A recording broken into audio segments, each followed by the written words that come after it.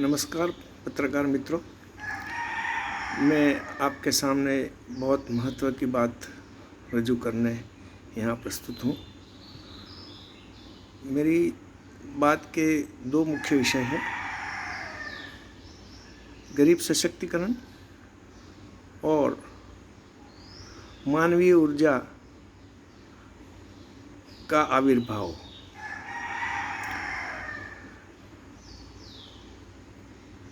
आप सब लोगों ने अभी देखा है कि राहुल गांधी कहते हैं कि हम एक्सरे करेंगे, गरीब और पैसेदारों का जो है फासला दूर करने की हम कोशिश करेंगे।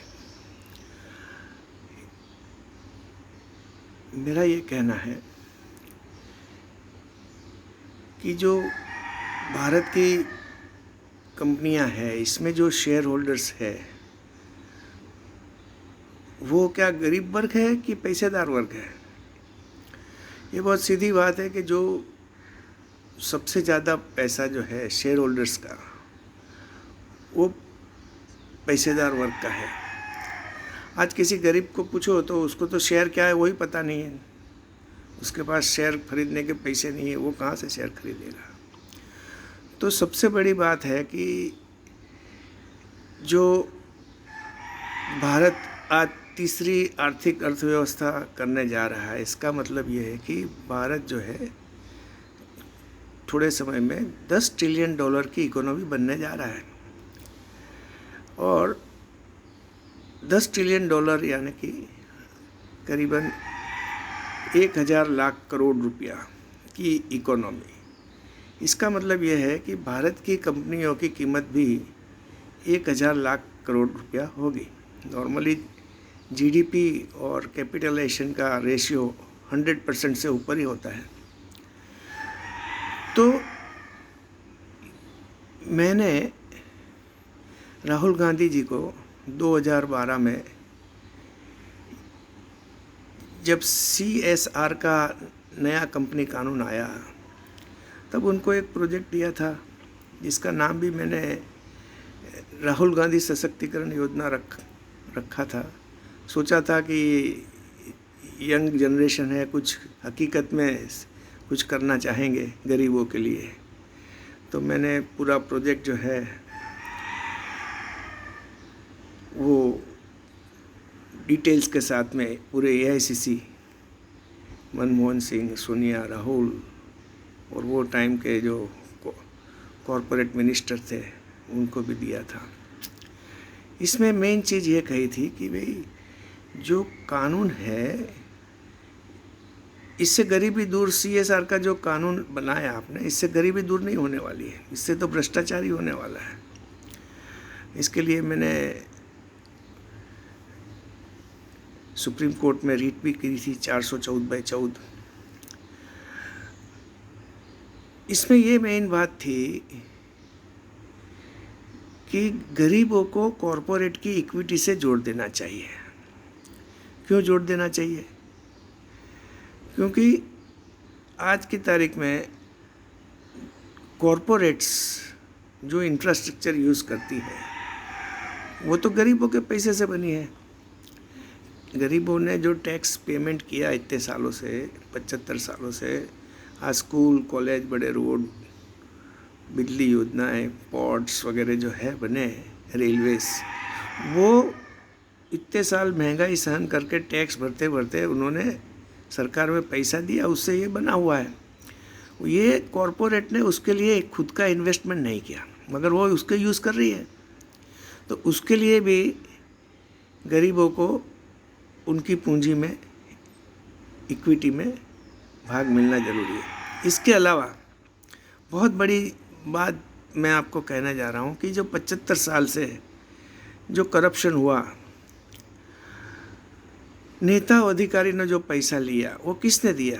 पहली बात है, लोग तो यही जानते हैं कि नेता अधिकारी ने इतना करोड़ लिया, इतना करोड़। नेता बड़े बड़े बिल्डिंगों में रहते हैं, ये करते हैं, वो करते हैं। अधिकारियों के पास आज की तारीख में भी बहुत करोड़ों रुपया निकलते हैं। तो ये जो पैसा देने वाली कौन है, कौन एंटिटी कौन है? तो ये एंटिटी जो है वो कंपनियां हैं, कोई भी कंपनियां हो, बड़ी हो छोटी हो, मगर कंपनियां अपने एक यूनिट के हिसाब से लेते हैं। कंपनियों को अलग अलग नहीं करते अपना कि अडानी ये नहीं, कंपनियां कॉरपोरेट्स, ये इनकी फितरत है। पैसा दो सरकारी और काम निकालो, ठीक है। तो उन्होंने जो पैसा दिया, करप्शन किया, मान लो कि 100 करोड़ दिया है, तो वो 100 करोड़ के लिए ही कुछ मेहनत करते हैं क्या? 100 करोड़ जब देते हैं तो उनको 1000 करोड़ की लाभ लेने की इच्छा होती है। और ये तो आप जानते ही हो, आज की तारीख में जो हुआ शराब कौभांड केजरीवाल का, जो देखते हो आप, आपके सामने है। तो सवाल ये है कि कॉरपोरेट ने 75 साल से जो करप्शन किया और उसने जो मुनाफा या कमाया वो भारत की संपत्ति में से लिया।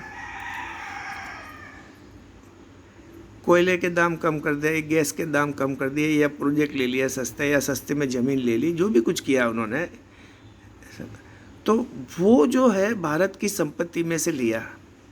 इसमें तो दो शक नहीं है कि उन्होंने कोई अमेरिका से तो लिया नहीं वो। तो वो जो भारत की संपत्ति से उन्होंने फ़ायदा उठाया, क्या इसमें भारत की संपत्ति में जो गरीब समुदाय है उनका हक नहीं है? तो ये उन्होंने अनुचित रीत से, करप्शन से गरीबों का हक मारा है। क्या इस बात में सच्चाई नहीं है? तो हमने ये कहा कि भाई गरीबों को, और आगे भी कॉरपोरेट्स करप्शन करते रहने वाली है, वो तो मानव स्वभाव ही है। तो गरीबों को जो उनके हक से वंचित किया गया है, ये ओपन बात है, खुली बात है।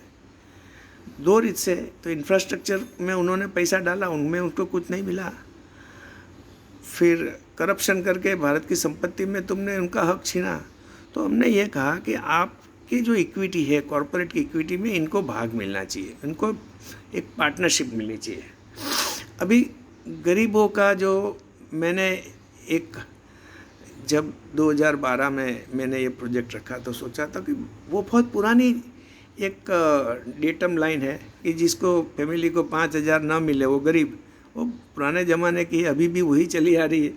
चलो ठीक है, मैं बोला वही पकड़ के करो। तो 5000 रुपया हर महीने एक गरीब को मिले तो गरीबी रेखा से बाहर जाता है, तो नक्की है।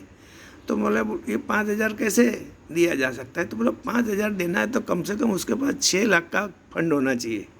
6 लाख का फंड हो तो वो 5000 रुपया उसकी एक सिक्योरिटी हो जाएगी। 5000 तो मिलेगा ही मिलेगा। तो हमने कहा वो 6 लाख लाने कहाँ से? अभी 11 कितने करोड़, कितने गरीब हो गए? तो मैंने कैलकुलेट किया कि कम से कम जो है 11 करोड़ गरीब परिवार तो होंगे ही होंगे, ज़्यादा भी हो सकते हैं, मगर 11 करोड़ तो पक्के हैं। सबसे 11 करोड़ से चालू करो। अपने हिंदू और मुस्लिम सब के अंदर 11 का एक महत्व होता है। तो 11 का हमने करोड़ जो परिवार के लिए एक प्रोजेक्ट बनाने सोचा, तो 11 करोड़ परिवार को 6 लाख रुपया देने की बात आई। तो मैंने इसके लिए कैलकुलेशन किया और कहा कि ये जो पैसा जो है ये बजट में से देने से कोई फ़ायदा नहीं है, क्योंकि वो कंपनी का, वो गरीबों का ही पैसा है। और वो पैसा दोगे तो कर्ज करके सरकार लाएगी, कर्ज करेगी तो टैक्स बढ़ेगा, आखिर में वो कर्ज का भार भी जो है गरीबों को पड़ेगा, जो गरीब सहन नहीं कर सकते हैं, आज की तारीख में भी नहीं कर सकते हैं। तो कहने का पैसेदार को कोई तकलीफ नहीं पड़ती, पैसेदार को कितना भी टैक्स बढ़ाओ, कितना भी पेट्रोल का दाम बढ़ाओ, उसको कोई फ़र्क नहीं पड़ता है। तो कहने का मतलब ये है कि ये जो मैंने काम सजेस्ट किया, राहुल गांधी को किया, राहुल गांधी ने पूरे प्रोजेक्ट रिपोर्ट के साथ में किया, AICC, यानी ये राहुल गांधी नहीं कह सकते कि मेरे को ये नहीं मिला। ठीक है, उन्होंने कुछ किया नहीं, देखा। हम तो एक साधारण सिटीजन से, हम कहाँ जानते हैं क्या क्या। हम तो, हमारे पास तो ये नहीं कि अंदर जाके सब, मेरे को कोई पद चाहिए नहीं, हमने तो एक सजेशन दिया, ये देखो भाई। नहीं देखा, ठीक है। फिर मैंने कहा कि भाई ये राहुल गांधी की जो इंटेलिजेंस है, विपश्यना वगैरह करते हैं, फिर भी इतनी मजबूत नहीं हुई इंटेलिजेंस कि ये एक सिंपल लॉजिक और समझ सके। या तो वो डरते हैं कॉरपोरेट से, या तो दूसरे के प्रभाव में आ जाते हैं, और नहीं किया उन्होंने, ये हकीकत है। और उसके बाद में मैंने यही चीज़ का नाम बदली किया। राहुल गांधी की जगह हमने राष्ट्रीय गरीब सशक्तिकरण योजना फंड रखा। और वैसे मैं, देखो कैसा कोइंसिडेंस है, किसी के बारे में कुछ बोलना अच्छा नहीं है, फिर भी राहुल गांधी जो है वो राष्ट्रीय गरीब की परिभाषा में क्यों आ गए? क्योंकि इनकी जो सोच है, वो जो सोच है, जो विपश्यना के बाद में जो एक बदलाहट आनी चाहिए, वो नहीं आई है उनके अंदर। और वो जो बदलाहट है, जो विपश्यना करो या मेडिटेशन करो, जो सच्ची मेडिटेशन देखो, तो वो जो सोच आती है जिससे इंसान बदल जाता है टोटली, तो वो नहीं आई। तो उन्होंने ये किया नहीं, हिम्मत नहीं थी, कुछ भी नहीं थी, डरते थे, या एक इंटेलिजेंस नहीं थी, कुछ भी कहो आप, मगर नहीं हुआ, ये हकीकत है। हाँ, फिर भी उन्होंने ये जो प्रोजेक्ट देने वाले जगदीश मर्चेंट थे, इनके बारे में इनको कभी ना मैसेज भेजा कि भाई आप क्या कहना चाहते हो, आओ मिलो, मगर फिर अपने दिमाग से उन्होंने 2018 में न्याय करके सिर्फ 2 करोड़ लोगों को हर महीने 6,000 रुपया देने का एक प्रोग्राम नक्की किया, और न्याय करके इलेक्शन लड़ा और हार गए, क्योंकि पता ही नहीं पैसा कहाँ से आए, लोग थोड़ा मानने वाले हैं। और आज की तारीख में भी कहते हैं कि हर एक महिला को 1 करोड़ देंगे, तो उनको पता है कि कितनी महिला है देश में, 50% महिला है, 50% महिला है, तो कम से कम 60 करोड़ 65 करोड़ महिलाएं हैं। तो 65 करोड़ को तुम्हें 1 लाख देना है, तो आपको 65 लाख करोड़ रुपया चाहिए।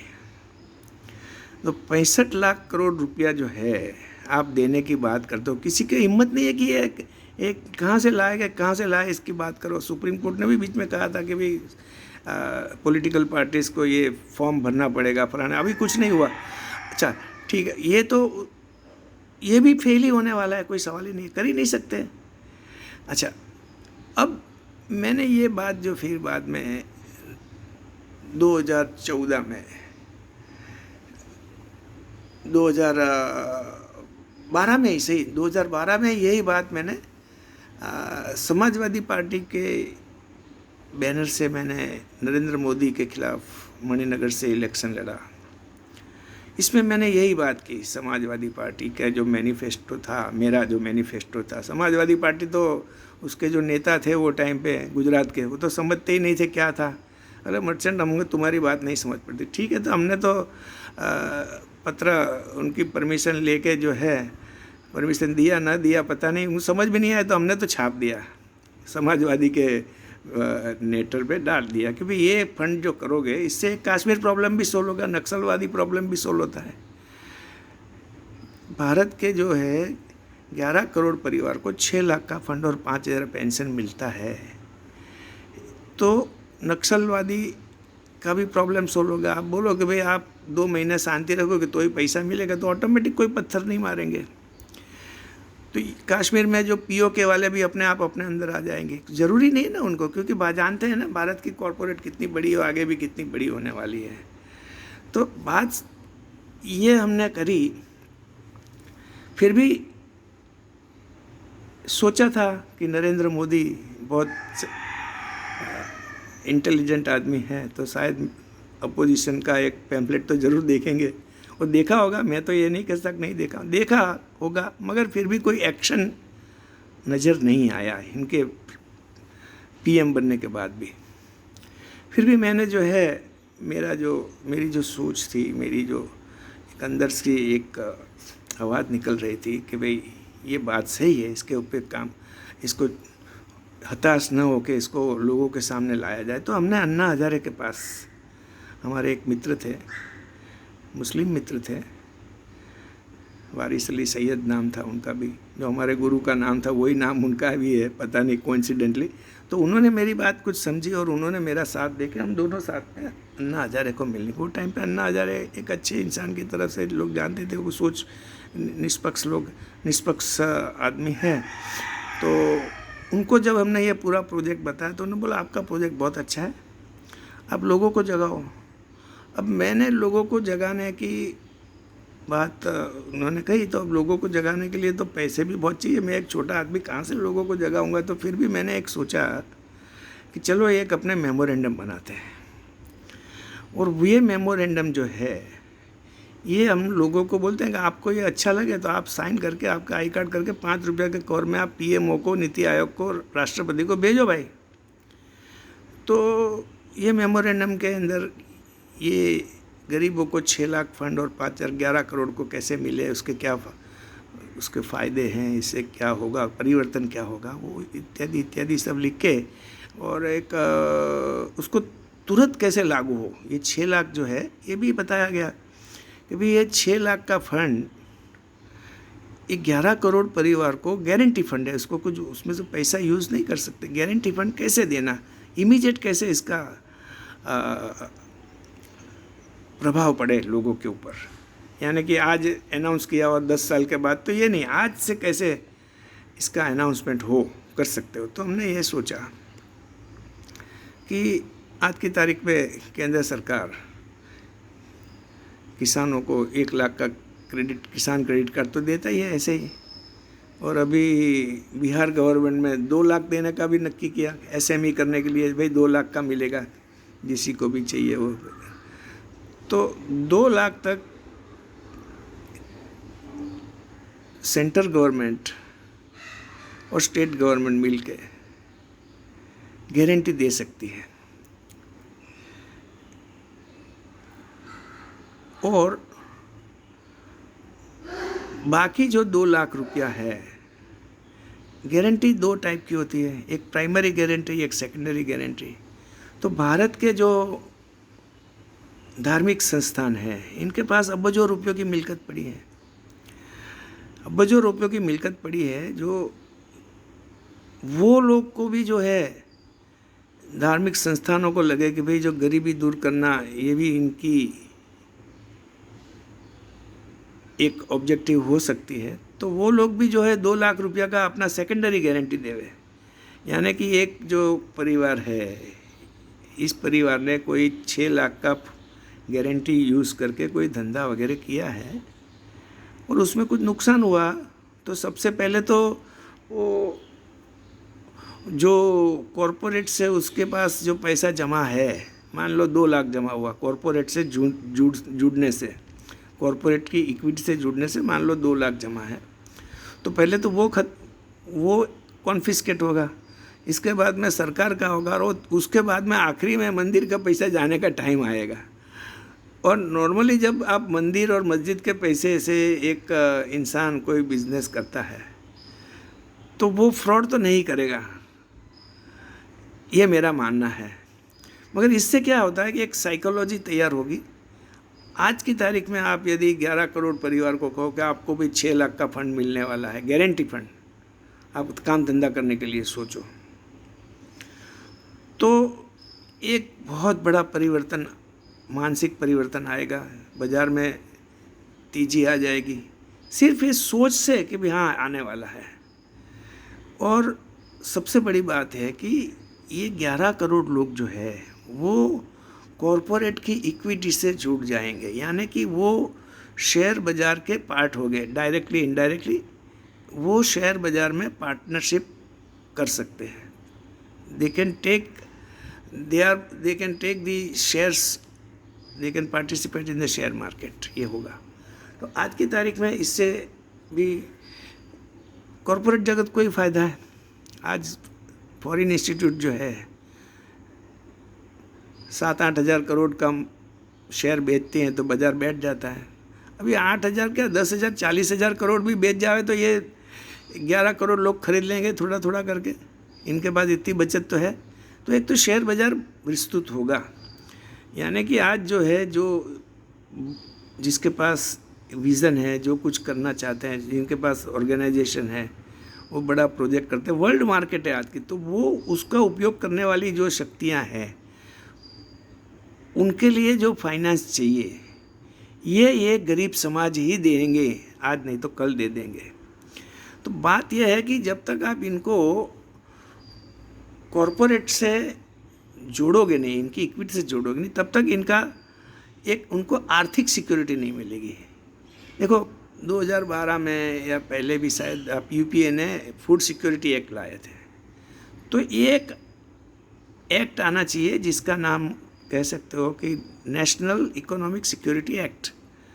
इसमें क्या होगा, इसमें जो भी सिक्योरिटी एक्ट के लिए ज़रूरी कानून है, इनकम टैक्स कानून है, कॉरपोरेट कानून है, इसमें CSR के कानून, इसमें थोड़े थोड़े जो फ़र्क करके ये जो गरीबों का जो हक कॉरपोरेट ने छीना है वो वापस देने का काम होना चाहिए। तो मेरा सुझाव ये है कि भी मेरा ये भी मैंने भी इसके बारे में थोड़ी जानकारी हासिल की कि भाई ये जो एक्ट आया CSR का वो कैसे आया। पहला जो ड्राफ्ट बना था, ड्राफ्ट में क्या था, तो मेरे को कुछ ऐसा सच झूठ में नहीं जानता कि मेरे को पता चला कि पहले ये 2% की जगह 5% का ही प्रस्ताव था, 5% CSR का प्रस्ताव था। और वो 5% CSR को बाद में नेता और कॉरपोरेट की भागीदारी तो जानते हो, दोनों की मिली जुली है ही है। तो नेता अधिकारी मिल जाते हैं तो और कॉरपोरेट मिल जाती है, तो फिर 5 का 2 करने में उनको तकलीफ़ नहीं पड़ती। और उसमें भी उन्होंने कर दिया कि भाई ना खर्चा करे तो भी वादा नहीं, कोई उसमें उनको कानूनी प्रावधान नहीं है कि उनको कोई सज़ा का प्रावधान नहीं है, ये भी तो है। ठीक है, तो मेरा ये कहना है कि चलो मान लो कुछ सच हो झूठ हो मैं नहीं जानता, मगर आज की तारीख में वो जो 2% का है वो करीबन 3% बढ़ा दिया जाए।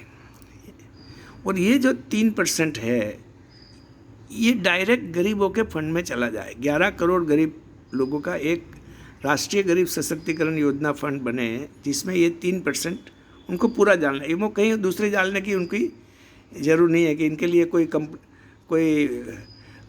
कमेटी बनाने की ज़रूरत नहीं है CSR की। हाँ 2% उनको जो है जहाँ डालना है डालो भाई, गंगा में डालो और स्वच्छ भारत में डालो, गंगा सफाई में जहाँ डालो 3% तो इसमें डालो। और एक बहुत महत्व का ऑप्शन दिया जाए कि जो कंपनी को ये 5% नहीं भरना है, 5% का कैश फ्लो जो है वो नहीं करना है, वो अपनी इक्विटी हर साल 5 साल तक 2% डाइल्यूट करें, 2% डाइल्यूट करके इनके जो शेयर है, हो सके नॉन वोटिंग शेयर हो या पार्शियल वोटिंग शेयर हो, कुछ भी हो, ये जो है गरीबों के फंड में दे दिया जाए। किस लिए दे दी जाए? Because of the use of infrastructure, correct.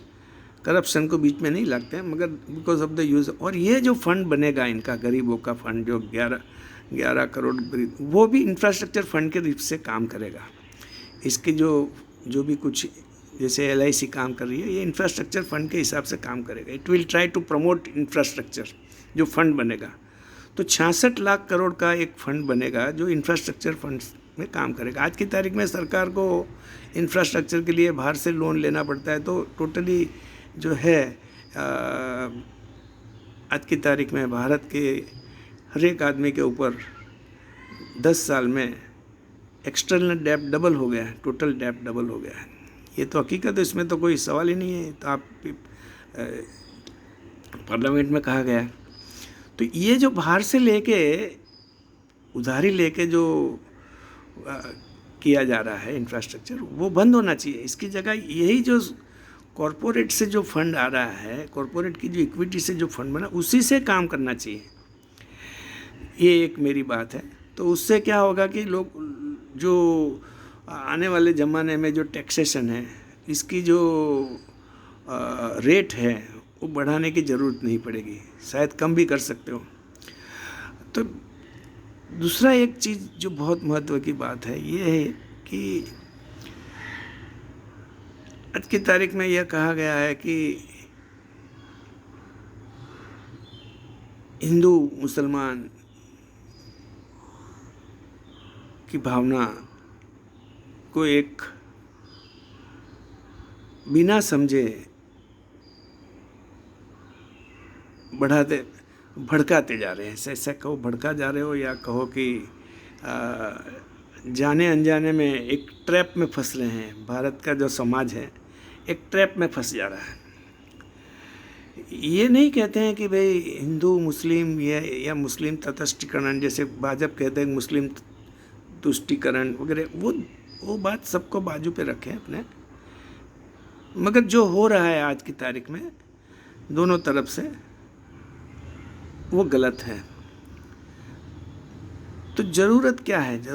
तो ज़रूरत में आपको मैं ये कहना चाहता हूँ कि हमारे सामने एक बहुत महान विभूति हो गई जो गांधी जी, जिसको हम महात्मा का दर्जा किए, और राष्ट्रपिता का दर्जा भी दिया है। तो उन्होंने जो खामोशी के बारे में, मौन के बारे में जो बात की है, ये अभी मैं आपके सामने रखता हूँ। ये जो 4 पोस्टर दिखते हैं, ये पोस्टर की कंटेंट जो है वो आप देख सकते हो। वो हमारे जो रिपोर्टर दिखा देंगे आपको। फिर भी जो छोटी बात मैं उसके में ऐड करता हूँ, वो ये कहते थे कि भाई जो मेरी जो शक्ति है वो सिर्फ मौन से आती है। और वो तो 2 मिनट का मौन रखवाते थे प्रार्थना में, है ना। तो जो 2 मिनट का मौन है, तो लोग 2 मिनट का मौन का ये समझते हैं कि जो बाहर नहीं बोलना वही मौन है। तो हकीकत में मौन क्या है? अंदर भी नहीं बोलना, बाहर भी बोलना नहीं, अंदर भी नहीं बोलना। और ये जो बात है गांधी जी की, गांधी जी कहते थे कि जब मैं मौन में होता हूँ तो मुझे लगता है कि मैं ईश्वर के साथ हूँ और मेरे सब समस्या का हल तुरंत मेरे को मिलता है। और ये हकीकत है।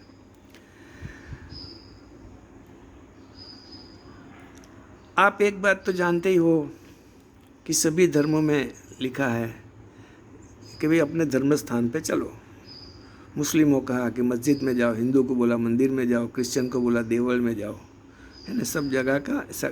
मगर कोई ये प्रश्न नहीं पूछता है कि भाई ये क्यों कहा गया, सभी धर्मों में क्यों कहा गया, चालू धंधा बंदा छोड़ के कि जहाँ जाओ, क्यों कहा गया। तो इसका मेरे को एक वेरी क्लियर मेरे को मैसेज, जो आखिरी जो धर्म आया जो इस्लाम था, इसमें मुझे इसका एक जवाब थोड़ा सा मिला है। मैं लोगों को पूछता हूँ, बड़े बड़े मौलानाओं को पूछता हूँ कि भाई कहा गया है कि जब अल्लाह को मिलने गए थे मेराज में रसूल अल्लाह, तो अल्लाह ने कहा 50 टाइम नमाज पढ़ो। तो मैंने सब मुल्लाओं को पूछा कि भाई कभी आपने इस बात में तकरीर करी है कि भाई अल्लाह ने 50 टाइम क्यों कहा है? 50 टाइम कहा है तो हकीकत है, तो क्यों कहा? तो कहीं मैंने तो गूगल भी सर्च किया, कहीं तो फिर मैंने दिमाग लगाया कि भाई शायद अल्लाह ये चाहता हो कि जो मेरा इंसान है ये कांस्टेंट सोच में और काम करने में डूबा हुआ है, उसको रुकने की आदत ही नहीं है, उसको वो खुद चलता रहता है, इसका भी उसको भास नहीं है, चलता ही रहता है, उसको पता ही नहीं मैं चलता रहा हूँ सोच में और काम में, इसको पता ही नहीं है। तो उन्होंने सोचा कि भाई इसको कम से कम पता तो चले, तो उनको 50 टाइम कट करो, उसकी जो दौड़ है वो 50 टाइम 2 मिनट के लिए रुकवा दो। रोकता है कि नहीं वो पता, रोकने की कोशिश तो करो, पहले बताओ तो सही।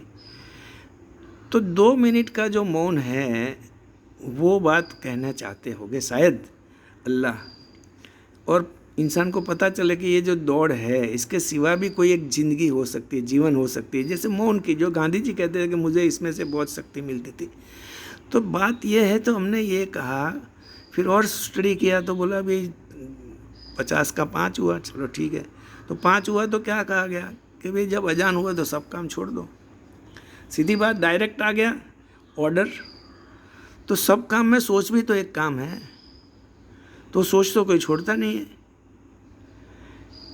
और इसके बाद में मैंने हमारे गुरु का एक वारिस पाक जो हमारे गुरु है, जो बहुत बड़ी सूफी संत, आज 200 साल पहले हो गए, तो उनके बारे में एक वाक़या है कि किसी मौलाना ने कहा कि भाई आप जो है चलो नमाज़ पढ़ने। तो बाबा बोले अरे यार चलो चले, तो चले गए उनके साथ। आधी नमाज में हमारे वारिस पाक बाहर आ गए।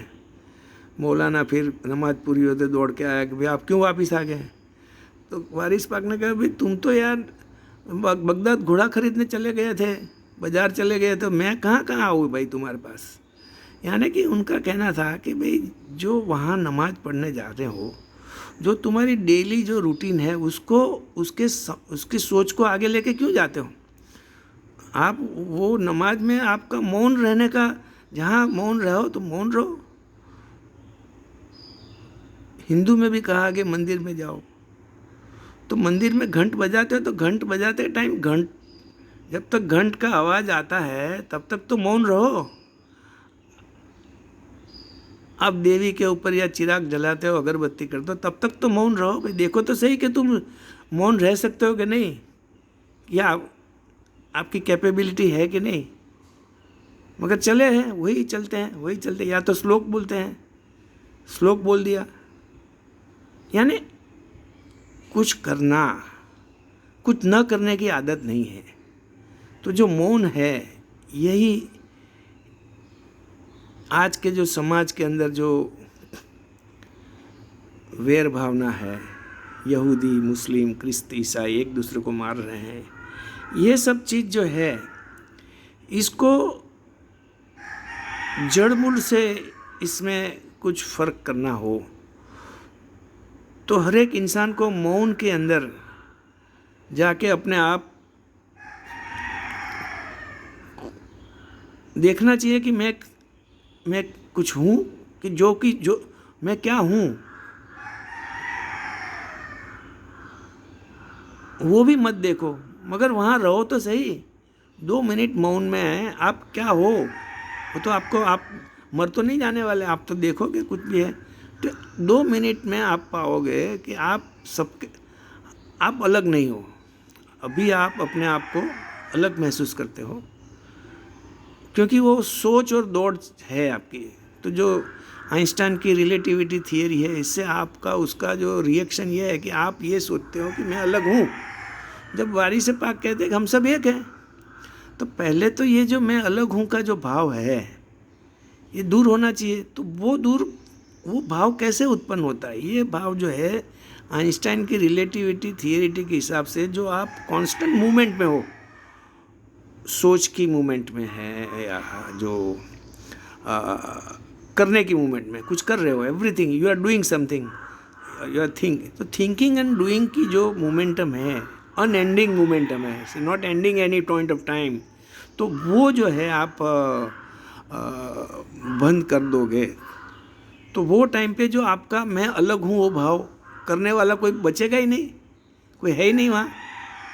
आप हो, सिर्फ हो। तो वो जो 2 मिनट में आप सिर्फ हो, तो ना आप हिंदू हो, ना मुसलमान, ना क्रिश्चियन या यहूदी।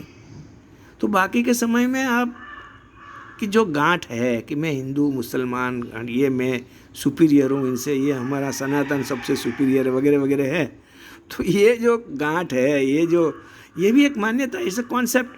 तो ये इस पे जो आपका जो उसमें जो उसका ममत्व है, इस पे जो जोर है वो धीरे धीरे कम होता जाएगा। तो इसलिए क्या है कि जो एक समाज में, हर एक समाज के अंदर जो एक मोहब्बत की भावना इससे होगी कि हम सब एक हैं। तो आखिर में मैंने ये अभी एक ट्वीट किया है, मैंने वड़ा प्रधान को भी लिखा है, एक्सटर्नल अफेयर्स को भी मैंने लिखा है कि एक आखिरी प्रयास करना ज़रूरी है। आप नहीं करते तो मुझे जाने दो, मुझे एक राजद्वारी पासपोर्ट दे दो। हमारे गुरु जो थे एक ज़माने में तुर्की, इंग्लैंड, ब्रिटेन, रशिया, सब जगह वो टाइम पे जब तक कुछ नहीं था तब गए थे और मोहब्बत की बात करके आए थे।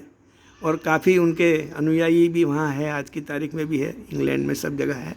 वारिस पाक एक बहुत बड़ी एक फिनोमिना हो गया, एक राइट। तो मेरी एक इच्छा ये भी है कि भाई ये जो मौन की बात है, गांधी जी की बात है, मौन मेरी कोई नई बात नहीं है, इसमें नई बात कुछ नहीं है, सब पूरा, मगर ये एक ध्यान दिलाने की बात है कि इस पे एक जो है लोगों का जो जो लोगों को एक सोचने के लिए मजबूर करना चाहिए। और ये जो चेंज है ये नीचे से ऊपर नहीं आएगा, ऊपर से नीचे आएगा।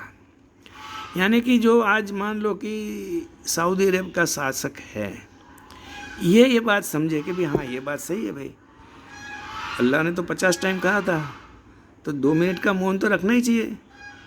और हदीस में भी लिखा है कि भाई 2 मिनट की खामोशी सालों की इबादत से ज़्यादा बेहतर है। कहीं लिखा है पाकिस्तान के जो करते हैं। अब जो भी है इसके लिए कम से कम, गलत हो सही है, इसके ऊपर लोगों का ध्यान तो जाना चाहिए ना। तो ये यदि हम करेंगे, कर सकेंगे, तो हम पूरी दुनिया को एटॉमिक कैटास्ट्रोफ जो होने वाला है, आज लोग मरो और मारो कर रहे हैं, आज हम पैलेस्टाइन के लोगों को जो है, निर्दोष लोग मर रहे हैं, उसमें तो कोई शक है नहीं। जो भी गलतियां हो गई इधर से हुई, इसका प्रतिशोध ये वगैरह जो है, प्रतिशोध की भावना ये जब हो रहा है, तो उसको जो बेसिक, जब तक कोई सोच से, कोई हकीकत से, फैक्ट से, मतलब नॉट, इसमें बोलने से कुछ नहीं होता है। जैसे कि भाई कोई चौपड़ी लिखो, चौपड़ी पढ़ो, उससे कुछ नहीं होता है। ये आप इंसान को खुद उसके अंदर जाना पड़ा, हकीकत से इंसान को सत्य का समक्ष रहना पड़ेगा, सत्य के समक्ष रहना पड़ेगा, तो वो मौन में रह सकता है। तो कम से कम कोशिश तो करें। हजारों लोग हैं, और फिर क्या होता है देखो। मैं आशा करता हूँ कि ये वीडियो जो है आप सबको पसंद आएगा, और आपकी सब लोगों की भावना से मैं ये मौन की बात, ये मेरी बात नहीं है, गांधी जी की बात नहीं है, ये तो सालों से चली आती है। एक गाना था खामोशी का, बहुत अच्छा है, ये मैं अभी आपको सुनाता हूँ। या वारिस।